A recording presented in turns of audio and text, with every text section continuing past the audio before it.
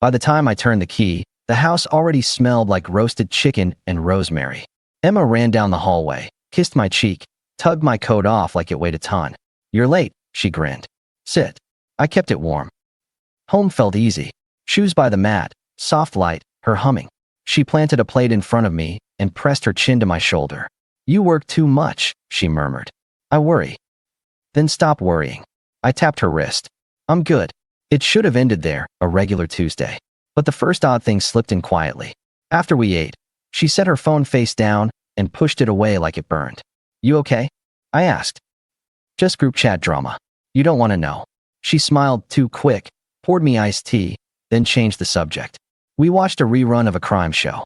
She curled into me like always, warm, attentive, joking about the bad acting. When I got up to rinse dishes, she pulled her phone to her chest and turned away. If I'd known where it was headed, I would have cut earlier. But I believed the home we built was still home. The hints started small. I'd come in from the garage. She'd be in our bedroom with the door half shut, voice low. Yeah, no, it's fine. I'll bring it by." I'd step in and the call would end. "Who was that?" I'd ask, folding my arms out of habit, not policing. "Trish," she'd answer. "Our neighbor. She's planning a baby shower." "Boring. Help me pick a color?" She made me laugh about it, the way she rolled her eyes. But a week later she was helping her sister organize a fundraiser, then sitting with mom because of a headache, then girls' night with old co-workers I'd never met. We were still affectionate. She still hugged me when I came home.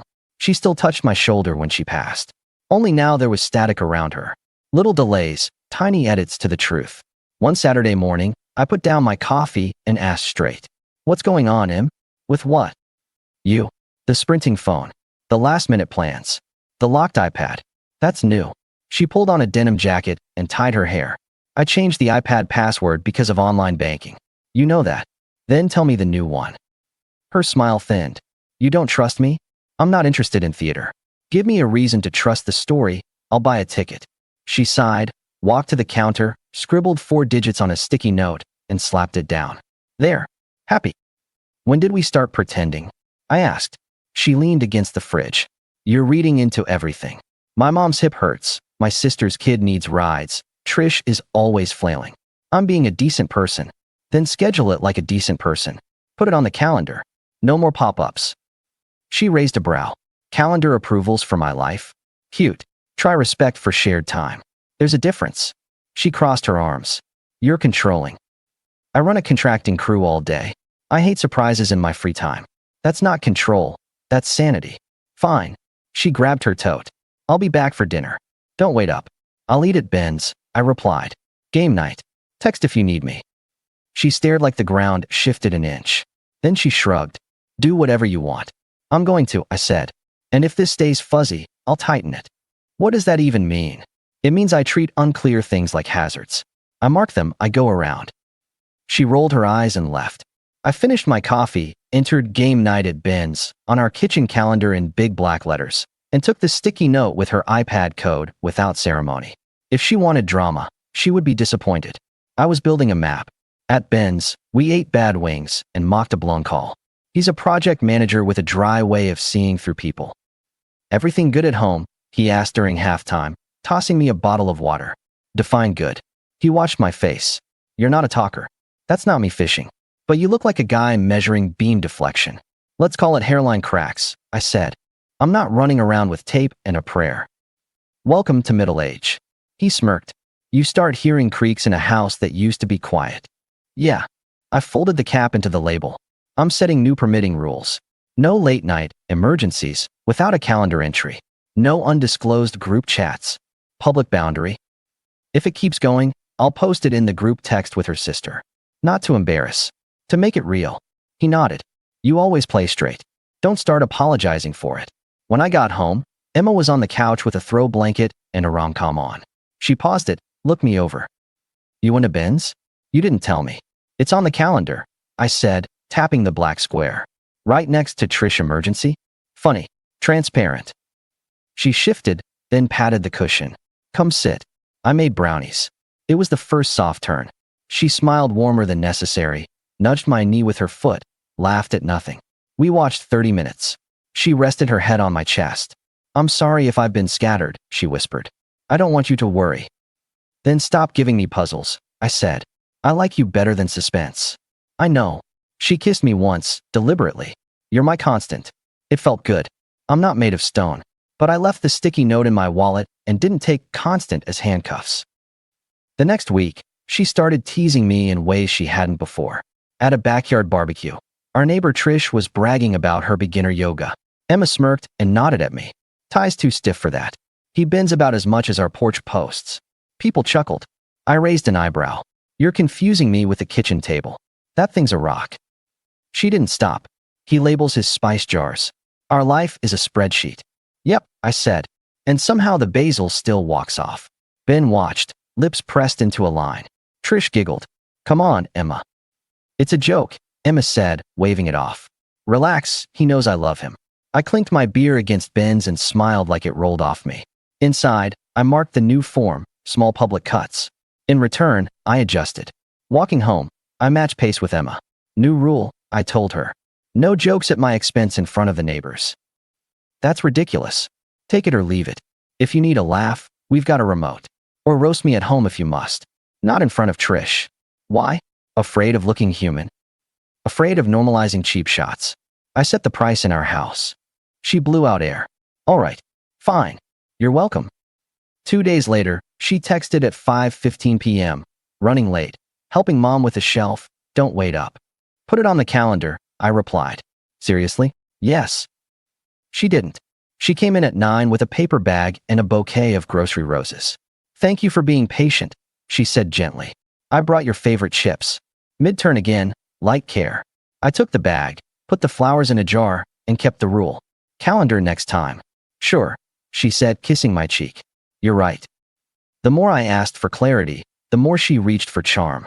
It wasn't clumsy. She was good at it. She'd put a hand on my throat when she laughed, bring me coffee in the shower, stand close, and let me believe we were solid.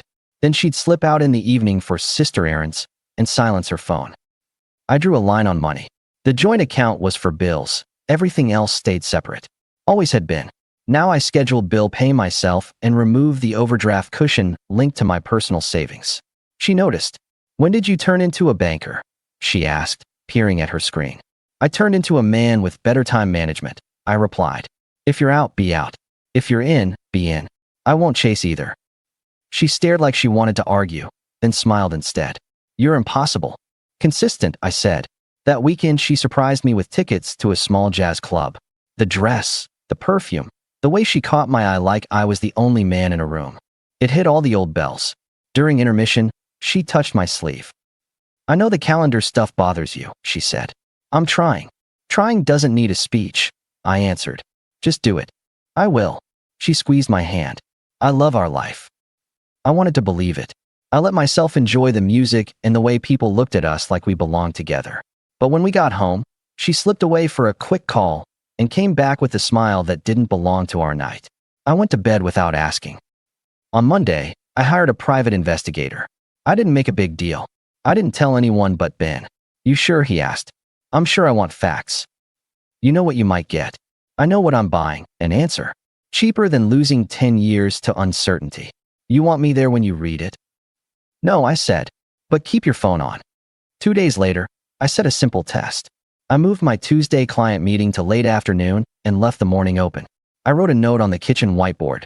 Back by 1. Let me know if plans change. Then I went to the job site, checked in with the crew, and drove home for lunch. Emma wasn't there. Her car was gone. No text on the calendar. At 12:45, she pinged me.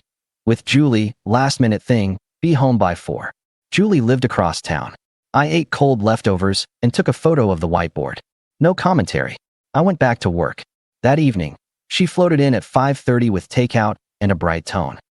You won't believe Julie's situation, she started. I cut her off with a nod at the whiteboard. You saw my note. I did, but you didn't text the calendar. It was last minute. Then text last minute. I'm not asking for a novel. She set the bags down, laughter shaking a little. Okay. I hear you. You're right. After dinner, she reached for me like the room was only us.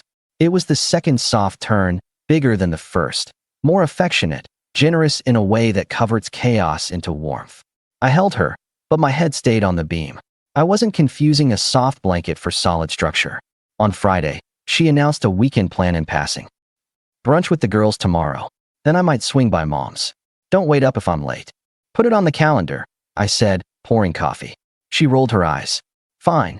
Saturday morning, she left in yoga pants and a smile. Be back by 11, she sang. Don't miss me too much. Text if you're not, I replied. At 6:02 p.m., the investigator sent me a message. Do you want real time or summary Monday? Real time, I wrote back. And photos. Copy.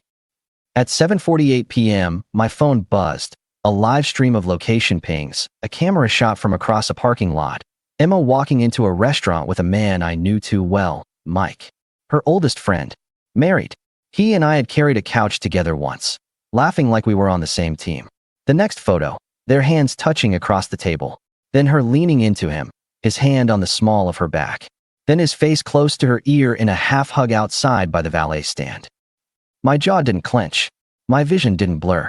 I felt nothing dramatic. I felt a switch quietly slide from on to off. The investigator texted. More? That's enough, I typed. Then I screenshotted and saved everything to a locked folder. I already had Hannah's number, Mike's wife, from a holiday invite chain. I just had to scroll back. At 10:03 p.m., Emma called. I'm running late, she said, voice airy, a little breathless. Don't worry. A male whisper floated behind her, followed by a small laugh. Mike. The moron forgot his volume. Take your time, I replied calm. I need a minute to tell Hannah about this call. Silence. Then a rushed inhale. What? Ty, no. In the background, Mike's voice spiked to a hiss. How did he know? They both started talking at once. I ended the call. Before any adrenaline could find me, I tapped Hannah's name. She answered on the second ring. Hey, this is Ty, I said. We met at your barbecue last summer. Ty? Is everything okay? No. And I'm sorry to be the messenger. I'm sending you 4 photos and a timestamp from tonight at Lakeside Grill. It's Emma and Mike together. Hands across the table, leaving together. You should see it from me, not from someone else. The line went still for a beat. Then a sound like a steel cable stretching. Send them, she said. I sent. Read receipts popped up. 40 seconds later, she spoke again, each word measured. Thank you. I thought I was crazy, she said. I've been gaslit for months. You just gave me my sanity back. I'm going to pack Emma's things now, I told her. Do it. I'm calling my brother to go pick up our kids. A breath. He's with her now? Yes. Okay. Her voice hardened. Ty, I'm sorry for you. But I'm grateful. We'll talk later, maybe. Right now, we both have work to do. Agreed, I said. I hung up, grabbed Emma's suitcase from the closet, and opened drawers. I didn't do rage. I did task lists. Shirts, jeans, toiletries, basic makeup, her charger. I left the sentimental junk. If she wanted it, she could ask, not that I planned to reply. 30 minutes later, the front door burst open. She stepped in with wind in her hair and a face trying to find a script. Ty, this is insane, she started. There's a misunderstanding. I pointed at the suitcase. No more improvisation. I was with Julie. Stop, I said. Her eyes scanned the living room like a stage. You're overreacting. I held up my phone and flicked through 4 photos. She froze on the one with hands across the table. Her tone changed, smaller. It's not what it looks like. I said stop. I repeated even. I've seen enough. Take your bag. She took a step toward me.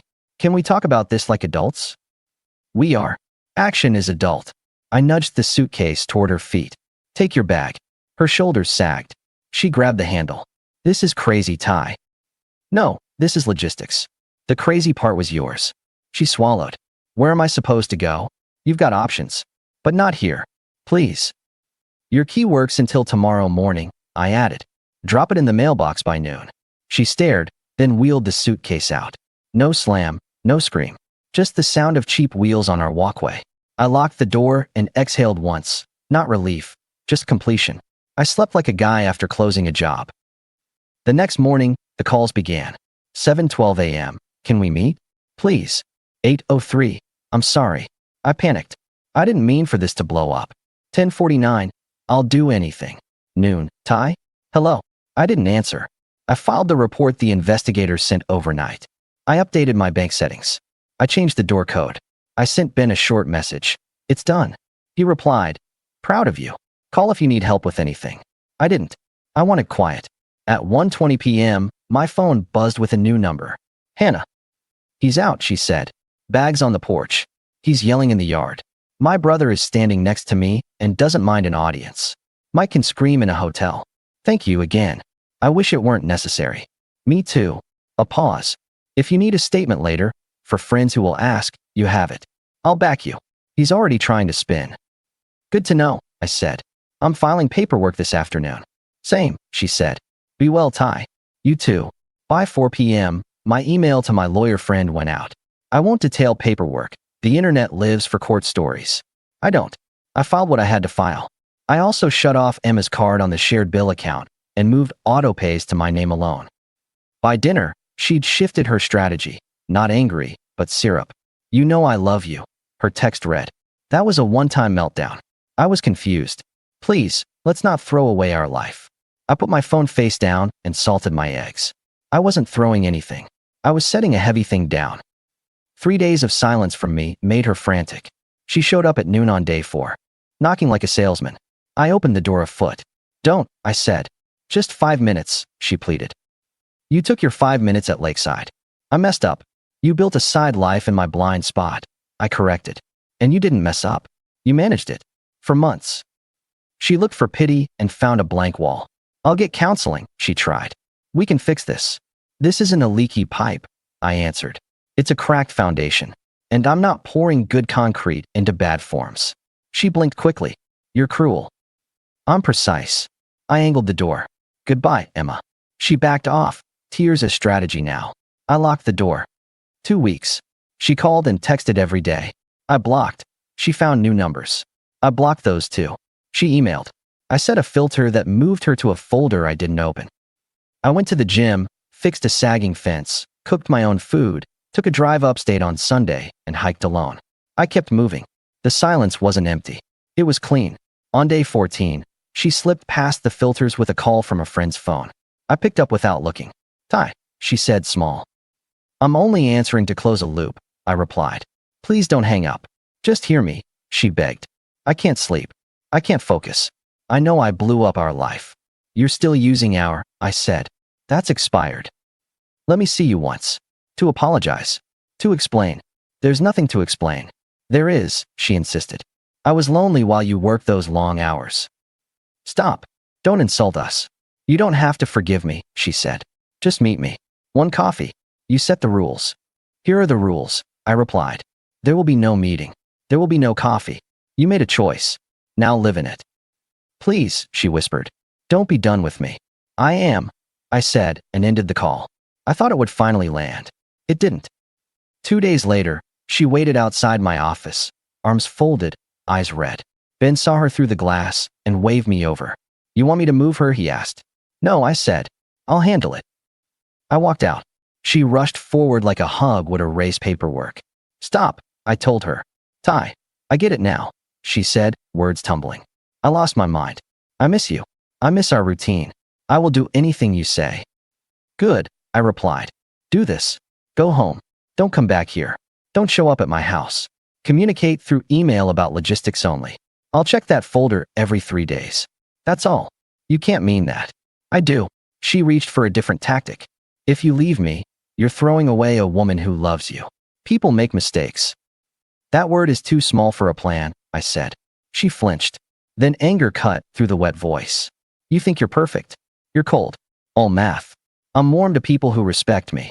I stepped back, not interested in a show. She stared at me, then at Ben visible through the glass. She raised her voice. Ask your buddy if he thinks you're so great. Maybe he knows you're not much of a man at home. Ben opened the door and leaned against the frame, arms crossed. I know he cooks better than me and can read a calendar. That's enough for a man where I'm from. She flushed, turned to me again. Is this it?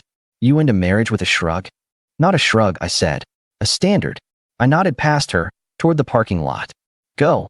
She left with a final parting shot I didn't bother to hear. Inside, Ben clapped my shoulder. You're a Stonewall, he said. No, I answered.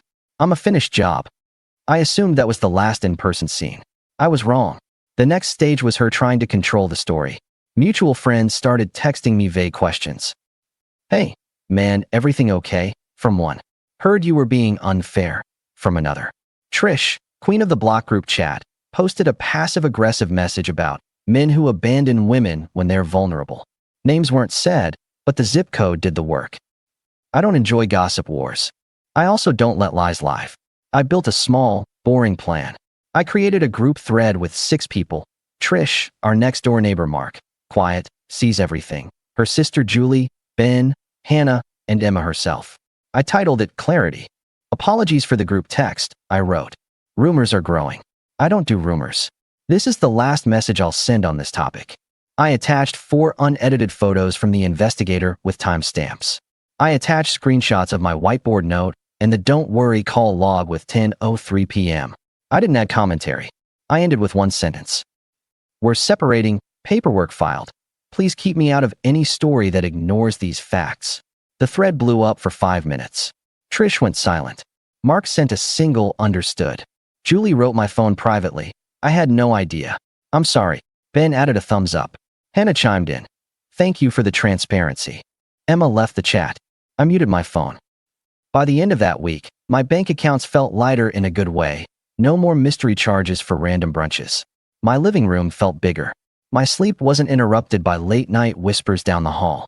I kept my routines. Early gym, black coffee, tile backsplash estimate at 10 a.m., quiet dinner at 7. In the evenings, I read. I fixed the hinge on the back gate. I sat on the steps and listened to neighborhood kids on bikes. Peace is loud when you haven't heard it in a while. Emma kept trying.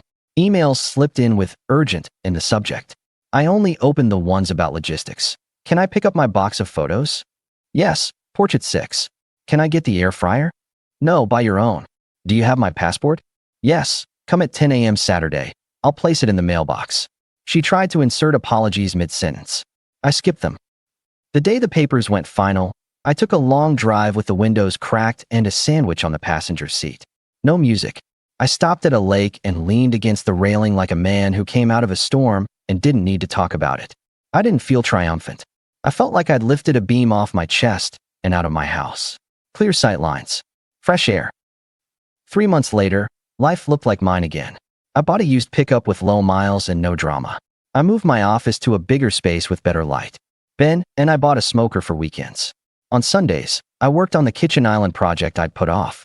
I kept the house tidy because it pleased me, not because anyone expected it. I met a woman named Dana at a friend's small dinner. She's a pediatric nurse who tells it straight and doesn't use silence as a weapon. We didn't rush. A coffee here, a hike there. She laughed at my calendar jokes and added her own events without fuss. That's my version of romance now. 2 adults who put their lives on the table face up. Neighbors adjusted. Trish waved less. Mark nodded more. Julie sent a note once. I hope you're okay. I replied, I am. It was true. From friends, I heard Emma moved into a small apartment near her sister. The comfortable life she'd set up on my dime wasn't in the cards anymore. She picked up extra shifts at the boutique she liked more than her paycheck. As for Mike, he vacillated between pleading and denial, according to Hannah, until she stopped answering his texts entirely. She sold a piece of jewelry he'd given her and paid off a credit card. That detail made me smile. I don't know if Emma rewrote the story for new people. It's her right to try. I know what I know. A quiet switch flipped the night the evidence hit, and I never turned it back. I didn't scream. I didn't break things. I didn't compete with a ghost. I just locked my door. Sometimes, on my porch in the evening, the air smells like rosemary again from my planters, and I remember that first scene. Home warm, her arms around me, my optimism like a well-made table. I don't hate those memories. They were true in the moment. Then the facts arrived. And when the facts show up, a man like me moves furniture. The last time she tried to catch me at my truck, I put my coffee on the roof and faced her square. Ty, can we at least be friends? She asked softly. No, I said, not harsh, just final. We can be 2 adults who don't harm each other by pretending. That's cold. That's honest. You can call it what you want. She looked back at the house, then at me. You won't even say goodbye? I did, I said. The night I handed you the suitcase. She waited for me to soften. I didn't. Take care of yourself, I added. And don't come back. I got in the truck, eased off the curb, and drove toward the job site I was early for.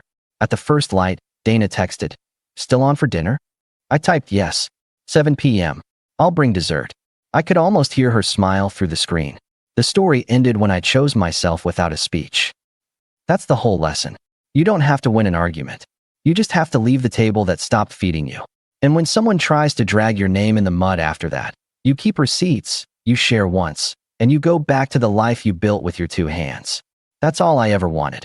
And funny thing, once I enforced my boundaries, I got it.